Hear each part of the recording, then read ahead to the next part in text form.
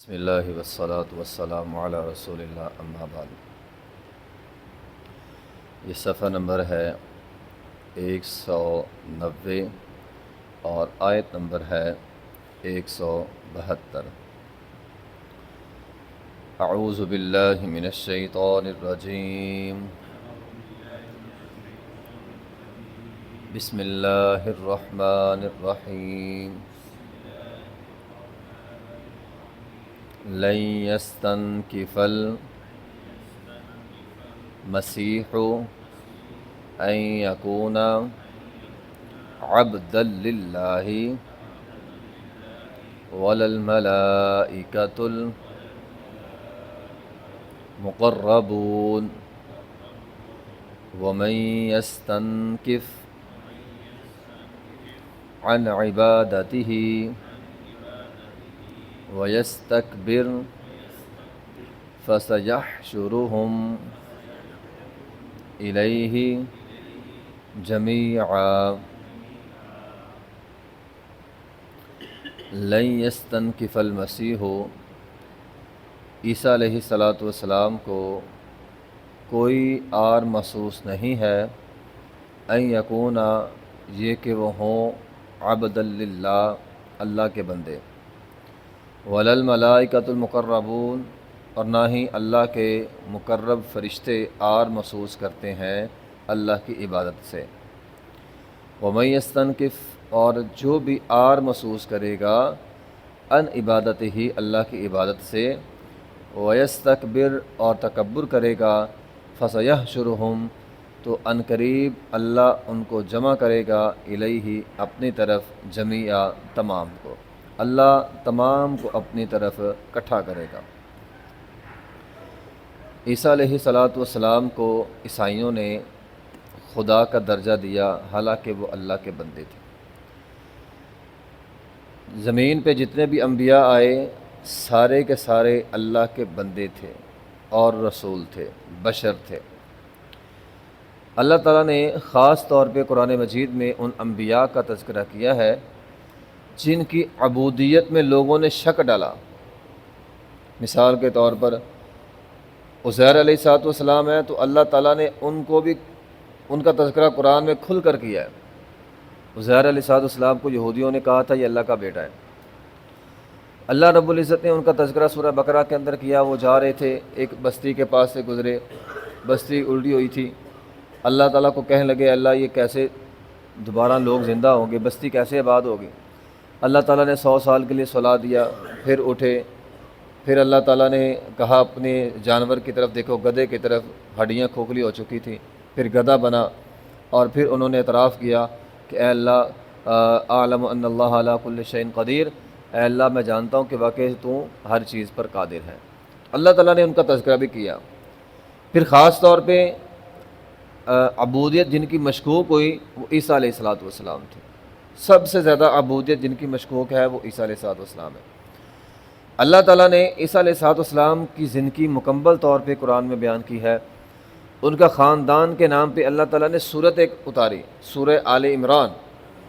سورہ آل عمران عیسیٰ علیہ السلام کا خاندان ہے۔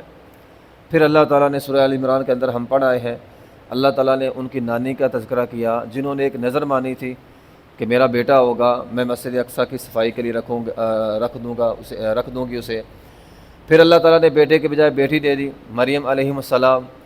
پھر سب کے مشورے سے متفقن علیہ طور پر یہ بات طے پائی کہ مریم ہی مسجد اقصیٰ کی صفائی کرے گی، اور اس کے لیے ان کا انتخاب ہو گیا۔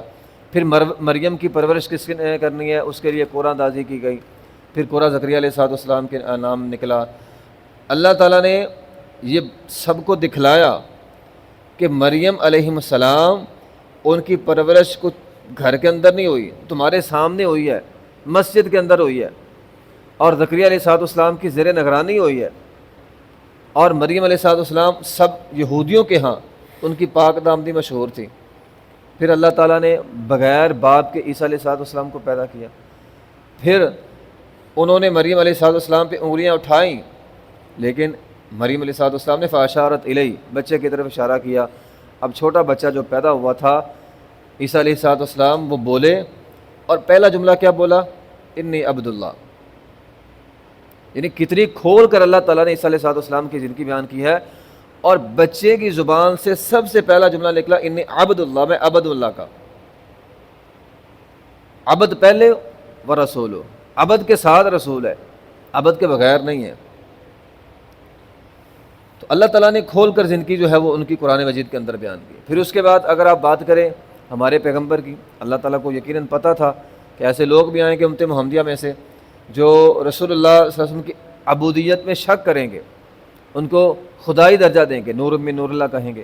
تو اللہ تعالیٰ نے آپ علیہ السلام کے بارے میں، ہمارے تو کلمے کے اندر عبد کا لفظ ہے، اشہد اللہ الہ الا اللہ و اشہد ان محمدً عبدہ و رسولہ، پہلے عبد ہے پھر رسول ہے، ٹھیک ہے۔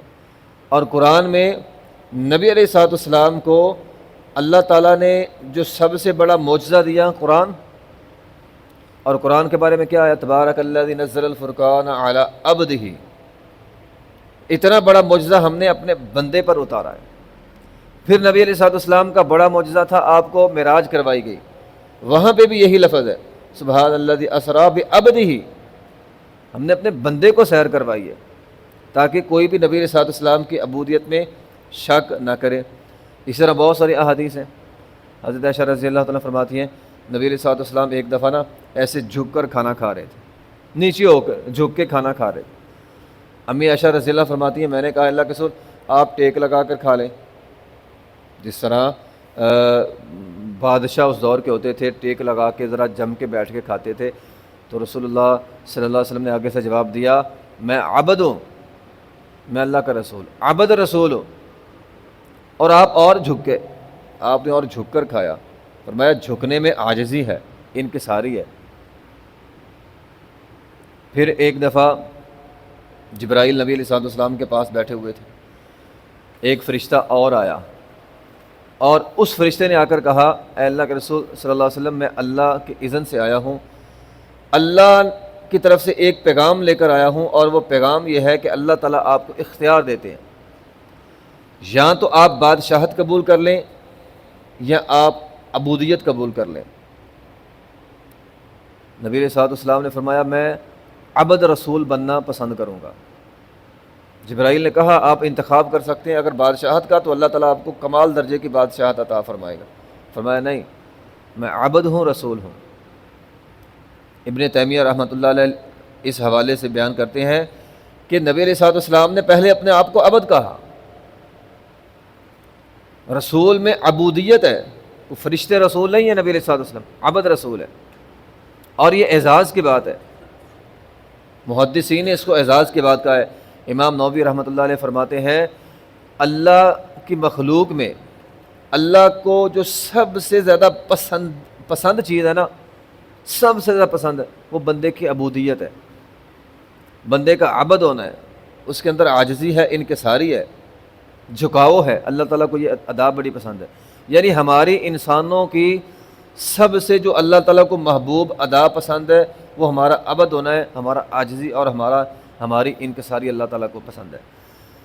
تو بہرحال عیسیٰ علیہ السلام کو لوگ عبد نہیں مانتے تھے، اور اس کے اندر ایک خاص بات وہ یہ تھی کہ وہ کہتے تھے کہ عیسیٰ علیہ السلام بڑے بڑے کام کرتے ہیں، مردوں کو زندہ کر لیتے ہیں، بھلا یہ بندوں کا کام ہے؟ یہ تو خدائی کام ہے، مردوں کو زندہ کرنا، شفا دیتے ہیں۔ اللہ تعالیٰ نے یہاں پہ خاص طور پہ فرشتوں کا تذکرہ کیا، وَلَلْمَلَائِكَةُ الْمُقَرَّبُونَ، فرمایا عیسیٰ علیہ السلام بھی عبد تھے، اور عبد ہونے میں انہیں کوئی آر نہیں تھی، اور مقرب فرشتے۔ یعنی اگر یہ سمجھو کہ اگر بڑے بڑے کام کرنے سے بندہ عبودیت سے باہر نکل جاتا ہے تو فرشتے تو اس سے بڑے بڑے کام کرتے ہیں، اور سب کو پتا تھا کہ جبرائیل نے پر مارا، پوری بستی اٹھا کے آسمان پہ لے گئے اور نیچے ماری قوم لوط کی بستی۔ تو کام کے اعتبار سے اگر بندہ عبودیت سے باہر نکل سکتا ہے تو پھر تو فرشتے نکلنے چاہیے، لیکن فرمایا وَلَلْمَلَائِكَةُ الْمُقَرَّبُونَ، فرشتے بھی اللہ کی عبادت کرنے میں کوئی آر محسوس نہیں کرتے۔ عبد کا ایک معنی عبودیت بندہ ہونا، اور ایک معنی غلام ہونا بھی ہے۔ فرشتے اپنے آپ کو اللہ کے غلام کہنے میں کوئی آر محسوس نہیں کرتے۔ وَلَلْمَلَائِكَةُ الْمُقَرَّبُونَ، فرشتے مقرب فرشتے، وہ بھی اللہ تعالیٰ کے غلام ہیں، ٹھیک ہے۔ تو وَمَن يَسْتَنْكِفْ عَنْ عِبَادَتِهِ، وَمَن يَسْتَنْكِفْ عَنْ عِبَادَتِهِ۔ اب دیکھیں عیسیٰ علیہ السلام نے بڑے بڑے کام کیے، مردوں کو زندہ کیا۔ اب زندہ کر کے یہ نہیں کہا اچھا میں نے تو مردوں کو زندہ کیا ہے میں تو بہت بڑا ہو گیا ہوں، نہیں، مردوں کو زندہ کہا میں عبد ہوں، عاجزی انکساری۔ اگر دنیا میں اللہ تعالیٰ ہمارے لیے جو سبق ہے وہ دین کا بڑا کام لے لینا تو بندے کو انا کے گھوڑے پر سوار نہیں ہونا چاہیے، تکبر کے گھوڑے پہ میں نے بہت کچھ کر لیا، میں یہ ہوں میں وہ ہوں۔ بعض بندے ہوتے ہیں میں سے شروع کرتے ہیں میں پہ ختم کرتے ہیں، نہیں، اگر اللہ نے دین کا کام لیا ہے تو عبد ہے، عاجزی ہے، انکساری ہے۔ عیسیٰ علیہ السلام بڑے بڑے کام کر کے عاجزی انکساری، فرشتے بڑے بڑے کام کر کے عاجزی انکساری۔ تو فرمایا وَمَن يَسْتَنْكِفْ عَنْ عِبَادَتِهِ، جس کو اللہ کی عبادت میں آر محسوس ہوتی ہے، بندہ ہونے میں آر محسوس ہوتی ہے، جھکاؤ میں آر محسوس ہوتی ہے، وہ کیا ہے؟ وَيَسْتَكْبِرُ متکبر ہے۔ اور اللہ تعالیٰ فرماتے ہیں اس وقت تمہارا کیا خیال ہوگا؟ فَسَيَحْشُرُهُمْ إِلَيْهِ جَمِيعًا۔ بندہ تکبر کیوں کرتا ہے؟ میرا کپڑا اچھا ہے، میرا جوتا اچھا ہے، میری گاڑی اچھی ہے، تو وہاں پہ حدیث کے الفاظ آتے ہیں بندے کو اللہ تعالیٰ جب اکٹھا کرے گا نہ جسم پہ کپڑا ہوگا نہ پاؤں پہ جوتا ہوگا، ننگے پاؤں ننگے جسم، ختنے نہیں ہوں گے۔ اب کس چیز پہ تکبر کرنا ہے؟ سب برابر ہے۔ اب نہ کسی کے جسم پہ کپڑا ہوگا نہ کوئی کہے گا میں بڑا ہوں بغیر کپڑے کے۔ اب نہ کسی کے پاؤں میں 100 والا جوتا ہے نہ کسی کے پاؤں میں 10,000 والا جوتا ہے ہی نہیں، تو کس بات کا تکبر ہوگا تمہارا؟ اللہ تمہارا جب تمہیں اٹھائے گا تمہارا سارا تکبر گھر جائے گا۔ فَسَيَحْشُرُهُمْ إِلَيْهِ جَمِيعًا، اللہ تم کو اکٹھا کرے گا بغیر لباس کے اور بغیر جوتے کے، جميعا تمام کو اکٹھا کرے گا۔ تو حدیث کے اندر آتا ہے جہنم نے یہ بات کہی تھی میرے اندر متکبرین آئیں گے، تکبر کرنے والے جہنم کے اندر اکٹھے ہوں گے۔ تو اس لیے انسان کو پوری کوشش کرنی چاہیے کہ انسانیت کی جو سب سے بڑی صفت ہے وہ عبد ہونا ہے، وہ عاجزی اور انکساری ہے۔ تو میں تو یہ سمجھتا ہوں جو بندہ جس کو اللہ کا صحیح تعارف ہے نا، وہ سوال ہی پیدا نہیں ہوتا وہ عبد نہ ہو، اللہ کی عبادت نہ کرے، باقی اس کے سامنے کافی سارے کام ہو، اذان ہو جائے اور وہ نہیں میں اپنے باقی کام کر لوں۔ باقی کام شاید وہ بندہ کرتا ہے جس کو صحیح طور پر اللہ تعالیٰ کا تعارف نہیں ہے۔ تو اللہ ہمارا رب ہے، ہماری پہچان یہ ہے کہ ہم اس کے بندے، بندگی پہلا کام ہے باقی سارے کام بعد میں۔ اس لیے ہمیں اللہ تعالیٰ کی عبادت کرنی چاہیے عاجزی اور انکساری کے ساتھ۔ وآخر دعوانا الحمدللہ رب العالمین۔